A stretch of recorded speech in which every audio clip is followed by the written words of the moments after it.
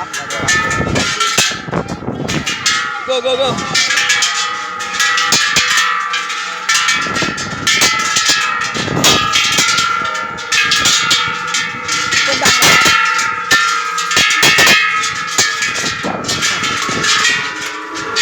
โอ้ยอดเลยครับหยุด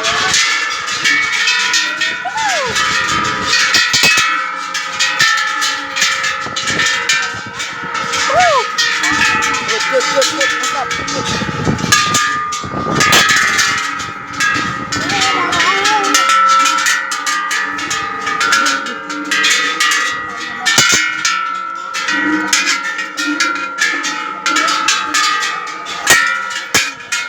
อย่าแซง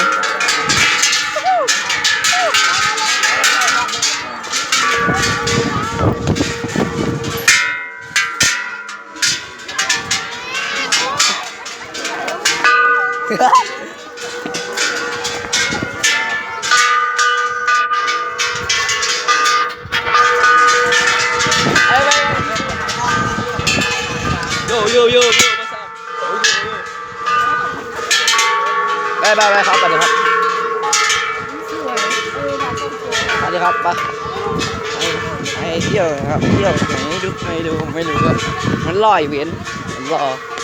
ทำบุญครับทำบุญตอนนี้ผมลงเขาแล้วครับดูดิคนอย่างเยอะนะฮะโอ้โหไปโอ้โหคนอย่างเยอะครับโอ้ยคนอย่างเยอะคนอย่างเยอะกดไลค์กดแชร์ครับติดตามด้วยนะครับครับตอนนี้ผมทำคลิปบ่อยๆนะครับครับไปครับตอนนี้ดูดิ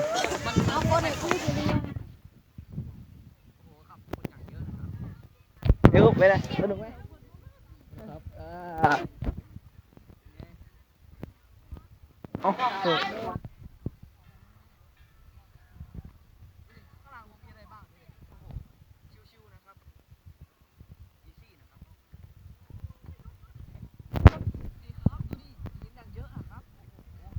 มันแหลกจมูกนะสุดยอดเลยครับไปนั่งตรงลานไปนั่งลง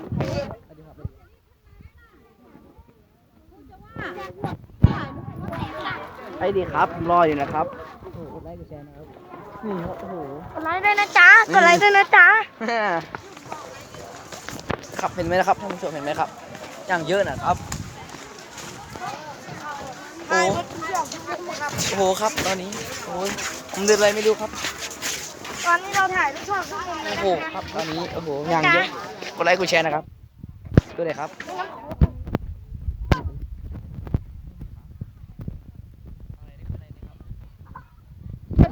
คืออะไรครับยื่นไปแบบนี้ได้ไหมได้ผมไม่มีเงินนะครับเอ้ยน่าสนใจว่ะข้างหน้าเราน่าสนใจนะครับ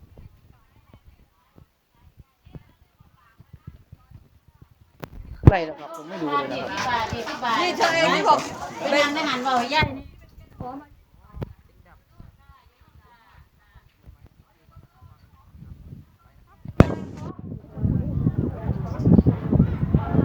เอาไปข้างหน้านะครับไปข้างหน้าครับไปข้างหน้าเลยครับไปข้างหน้าเลยครับ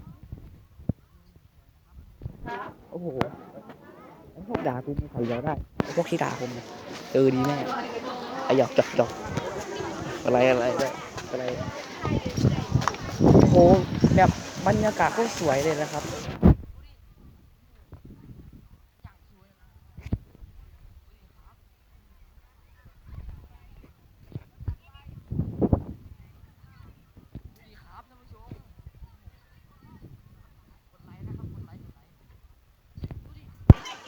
ดูดิมันอย่างเช่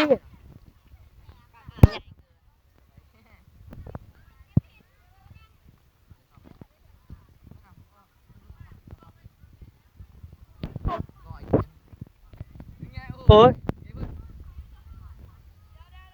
กดไลค์หน่อยครับอันนี้ก็ถ่ายจังเลย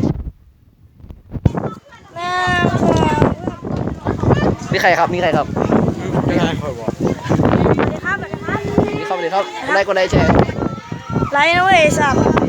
ดูดิครับพญานาคครับดูดิ อ้โหนั่งสวยโคตรเท่เลยอยากชิวๆนะครับผมอยู่จังหวัดมุกดาหารนะครับ ผมมาเที่ยวเล่นเฉยๆดูดิโอ้โหดูดิโคตรสูงอ่ะวิวแบบเห็นข้างหน้าก็เป็นประเทศลาวนะครับเอ้ยเพื่อนเอ้ยกดไลค์หน่อยบอกคนดูหน่อยกดไลค์มาดิครับผมเอ้ย ก็ไม่มีอะไรจะพูดมากครับ อ๋อดีครับนี่เพื่อนผมเองครับนี่หิวโอ้ดีครับ น้ำเองมาเลย ถ่ายรูปหน่อยครับยอดนะครับกดไลค์ ไม่สีทายยังไงแม่ ดูดิแบบ ถ่ายรูปเอกถ่ายรูป ดูดิครับ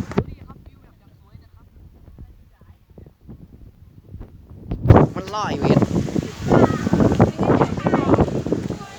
โอ้โหสุดยอดโอ้โห เฮ้ยมึงหนีด้วยมึงเตะ เอาไอ้เหี้ยนี่ ตัวไหน เอ้า โอ้โหลอง2 นิ้ว2 นิ้วหลอกอีดอก อันนี้สวย แม่งมองน้ำตัว เอ้ยที่นี่สวยอยู่นะดูดิครับประเทศเราข้างหน้าเห็นไหมครับ